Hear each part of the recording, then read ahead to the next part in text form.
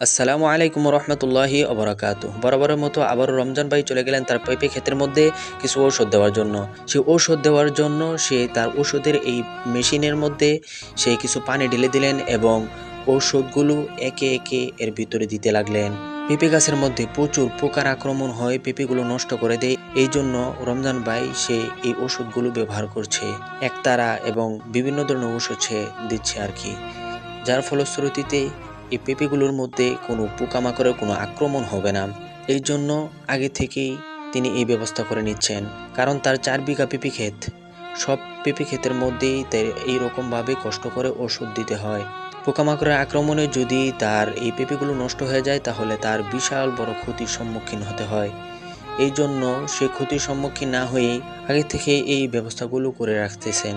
সে আস্তে আস্তে ওষুধগুলো পানির সাথে মিশিয়ে নিচ্ছে এবং পরবর্তীতে সে এই ওষুধগুলো পেঁপে গাছের মধ্যে দিবে, সুন্দর করে স্প্রে করে দিবে যাতে পেঁপের মধ্যে কোনো রকম পোকামাকড়ের আক্রমণ না হয়, পেঁপেগুলো অনেক ভালো হয়।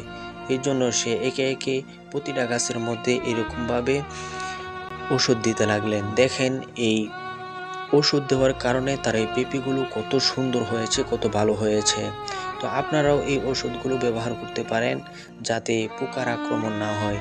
তবে এই ক্ষেতের মধ্যে দেখা যাচ্ছে অনেক ঘাস হয়ে গেছে, কিন্তু আপনারা ক্ষেতের মধ্যে কোনো ঘাস রাখবেন না। যদি রাখেন তাহলে গাছের মধ্যে ভাইরাসের আক্রমণ হওয়ার সম্ভাবনা থাকে। বাগানের মধ্যে ওষুধ দেওয়ার পূর্বে মানুষকে একটু অবগত করে দিবেন যাতে তাদের গবাদি পশু এবং হাঁস মুরগিকে তারা বেঁধে রাখে, কারণ যদি তারা এই ক্ষেতের মধ্যে আসিয়া পোকামাকড় অথবা ঘাস খায় তবে গবাদি পশু অথবা হাঁস মুরগি মারা যাওয়ার সম্ভাবনা থাকে। এই জন্য আপনারা একটু সতর্কতার সাথে ওষুধগুলো প্রয়োগ করবেন।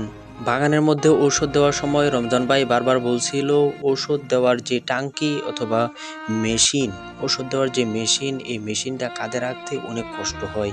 প্রায় 10 কেজির মতো ওয়েট এই টাঙ্কির। পরে আমি তাকে বললাম, তুমি আমাকে একটু দাও, আমি স্প্রে করতে থাকি, তুমি একটু বিশ্রাম করে নাও। তখন আমি কতক্ষণ স্প্রে করার পরে আমার অনেক কষ্ট লেগে গেল, কারণ এই 10 কেজি কাঁধের মধ্যে নিয়ে ওষুধ দেওয়া বড়ই কষ্টকর। আমি সমস্ত বাগানটা একা একা ঘুরে দেখলাম, আমার খুবই ভালো লাগলো, কারণ আমি একজন প্রকৃতিপ্রেমী মানুষ।